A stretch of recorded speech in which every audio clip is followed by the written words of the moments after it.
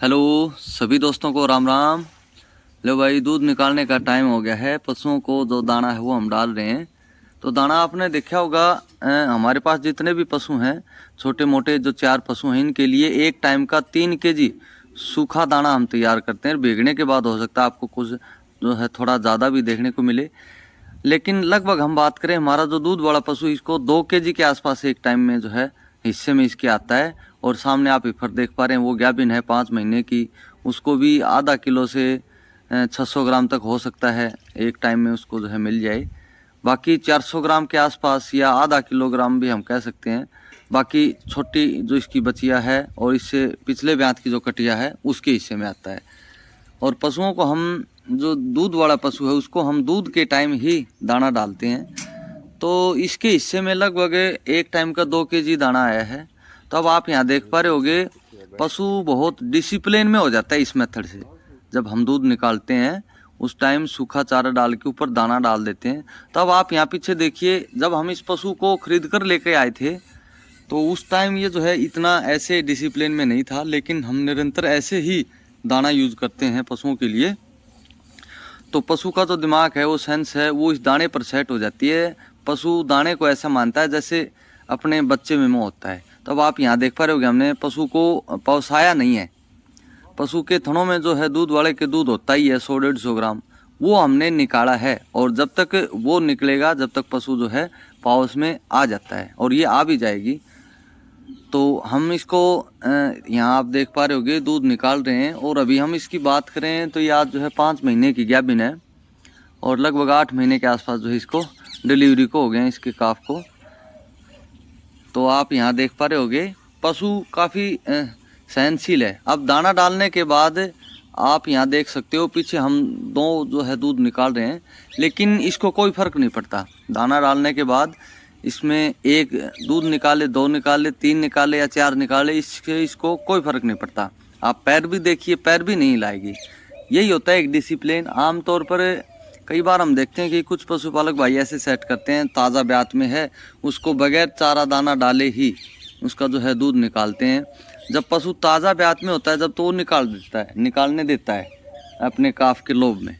लेकिन जब जैसे जैसे डिलीवरी को ज़्यादा दिन होते जाएंगे, काफ में मोह कम होता जाएगा, वो दूध में भी जो है आनाकानी शुरू कर देता है। फिर हम उसको दाने पर सेट करते हैं, या यहाँ तक कि किसी किसी पशु में ऐसी प्रॉब्लम हो जाती है कि फिर हमने उसमें जो है दवा दारू या इंजेक्शन वगैरह का भी यूज़ करना पड़ जाता है, और वो पशु हमें हमेशा जो है तंग करता है।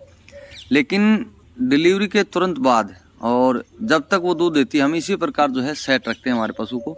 तो आपने उदाहरण के तौर पर यहाँ देखा भी होगा, जब हम इस पशु को खरीद कर लेके आए थे तब ये ऐसे डिसिप्लिन में नहीं थी, लेकिन हमने जो है इसी अनुशासन में डाला है कि जो हमने हरा चारा डालना होता है वो हम डाल देते हैं, पशु उसको चर लेता है। जब दूध का टाइम होता है उस टाइम हम सूखा चारा नीचे डाल के और ऊपर दाना डाल देते हैं। और दाना डालते ही पशु की जो टाइमिंग है वो सेट हो जाती है, क्योंकि रोज़ाना हम ऐसे ही काम करते हैं।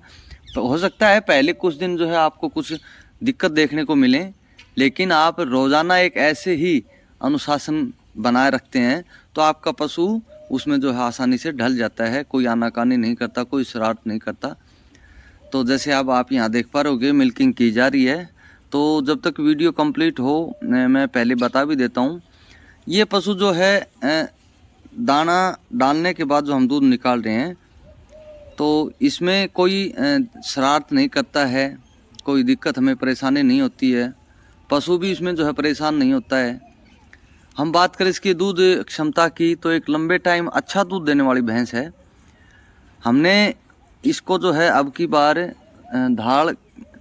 धान की जो पराड़ होती है उसकी जो सानी वो हमने इसको खिला रहे थे, तो इसने दूध उत्पादन जो है ज़्यादा बढ़ा दिया था। तो और दूध में एक हमने विशेष समस्या देखने को मिली कि दूध में स्मेल हो गई। तो स्मेल होने के कारण फिर हमने वापस जो पराड़ी है उसकी जो सानी हमने बंद कर दी है, वापस गेहूं के सूखे तूड़े पर आ गए हैं। कुछ हरा चारा में जो है जई हम इसको खिला रहे हैं, और दाने में हम इसको खिला रहे हैं खड़, चूरी और गेहूं का दलिया, और कभी कभी हम खनिज मिश्रण भी खिला देते हैं।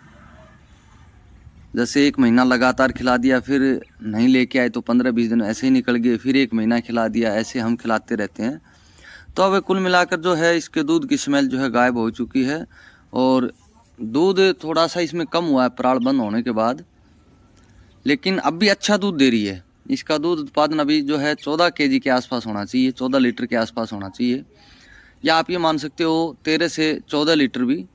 तो लास्ट में आप वीडियो में देख पाओगे दूध का जो है माप भी भरे गए हैं। तो इतने दिन गैप इन होने के बाद जो है एक अच्छा दूध उत्पादन हम कहेंगे, क्योंकि सही मायने में देखें तो अभी जो है इसके 2 महीने और बचते हैं दूध देने के। लेकिन हमारा ये जो पशुधन दाने पर सेट हो जाता है तो हमने इसको ज़बरदस्ती दूध से हटाना पड़ता है दाना बंद करके, क्योंकि पशु स्वभाव में अच्छा है, दूध क्षमता इसकी अच्छी है और लंबे टाइम तक दूध देती है। तो अभी आप यहाँ बाल्टी से अंदाज़ा देख रहे होंगे, ये 10 लीटर की बाल्टी है तो लगभग 7 लीटर दूध है ये। तो हो सकता है कुछ इसमें झाग भी हैं, तो आधा लीटर घटाएंगे तो ये मान के चलो कि 13.5 लीटर के आसपास जो इसका दूध बनता होगा। और झाग समेत आप यहाँ भी काउंट कर ही रहे होगे। वैसे बाल्टी का साइज़ का इससे भी अंदाज़ा आप लगा सकते हो, जैसे ये चौथा माप है और ये इसमें दूध में डूबने से ही भर जाता है, तो इसका मतलब दूध की क्वांटिटी इसमें जो है अच्छी थी, तभी जो है 4 माप 1 लीटर वाले बाल्टी से ही भरे गए हैं। 5वां माप थोड़ा सा जो है इसमें हल्का रह गया था, इसलिए झोंक के डाल रहे हैं। और ये इसमें हो गया 6ठा और ये इसमें 7वां।